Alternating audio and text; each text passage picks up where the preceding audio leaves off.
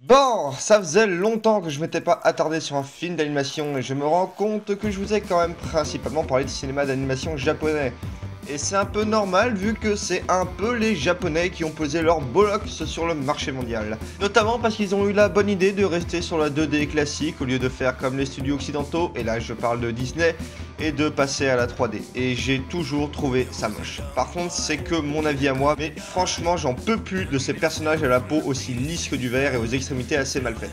Ce qui ne m'empêche pas d'apprécier les films au niveau technique. Prenons par exemple The Hit du moment de Disney, La Reine des Neiges. Et plus particulièrement la scène de Let It Go, et encore plus particulièrement ce passage.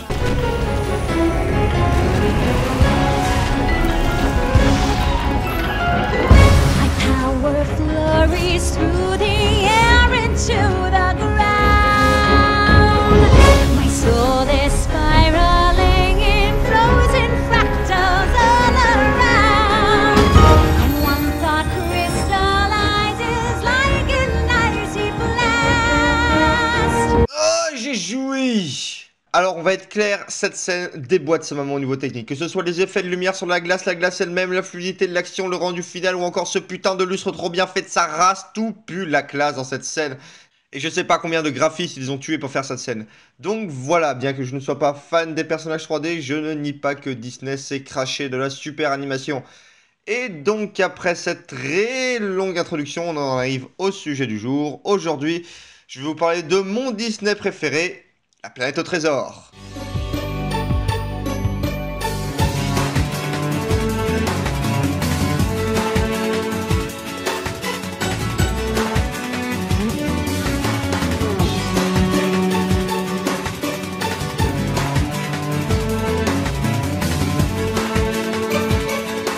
Ah, comment ça fait du bien de ne faire ne serait-ce que prononcer le nom de ce film.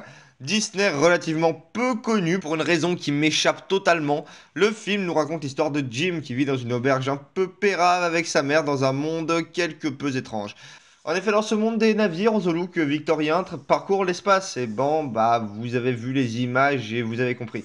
Bref, les pirates sont aussi de la partie et c'est l'histoire d'un d'entre eux qui passionne le jeune Jim, qui va voir son enfance bercée par cette histoire de trésor immense perdu sur une planète inconnue, la fameuse planète au trésor.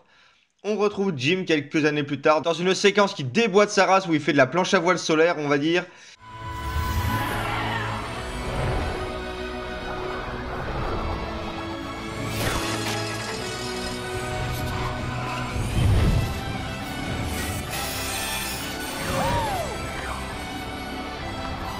On comprend après cette séquence que Flynn est devenu un garçon quelque peu turbulent qui cause de nombreux problèmes à sa mère.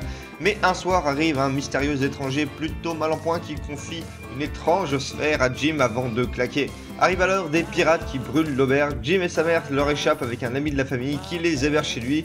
Ils découvrent que la sphère est en fait une carte indiquant l'emplacement de la fameuse planète au trésor. Ils vont donc monter une expédition pour le retrouver. Jim insiste pour y participer et est forcé à travailler comme marmiton avec le cuistot qui deviendra son mentor. Et oula, il va s'en passer des choses.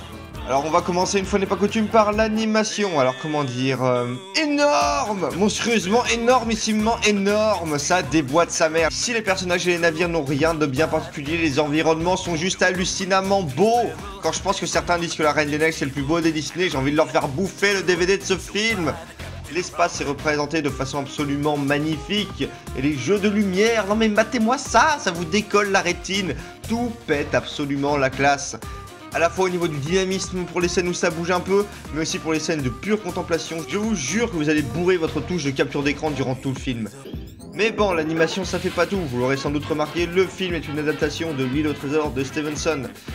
Le film est quand même, malgré son changement de lieu un peu radical, une adaptation plutôt correcte du roman, que ce soit au niveau de l'histoire de Jim, qui est sensiblement la même au niveau des relations, bien que le personnage du film soit bien plus vieux et intrépide. La relation qu'il tisse avec les autres personnages reste sensiblement les mêmes, et surtout la relation avec le cuistot sur lequel est basé tout le film. Tout le film est construit autour de cette relation que Jim bâtit avec le cuistot. Mais je vais pas vous en dire plus pour pas spoiler malheureusement. Après, ça fait longtemps que j'ai pas lu le livre, donc je pourrais pas vous dire si le film est réellement fidèle au livre en ce qui concerne le déroulé précis des événements. Mais en tout cas, le film reste globalement fidèle au livre, et ça c'est bien.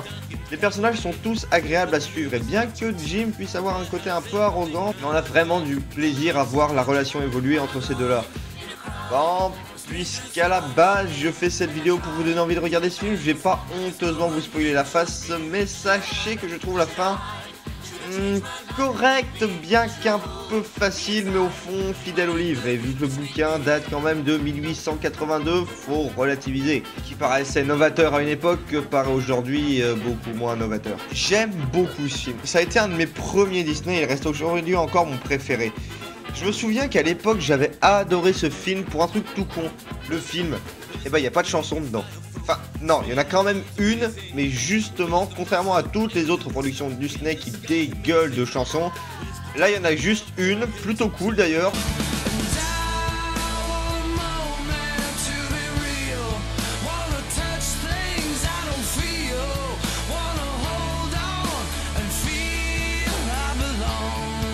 Mais bien meilleur en VO qu'en VF. D'ailleurs, le film est bien meilleur en VO qu'en VF. D'ailleurs, tous les Disney sont meilleurs en VO qu'en VF. Et ça, moi qui ai jamais supporté les chansons Disney, et bah là, j'aime bien.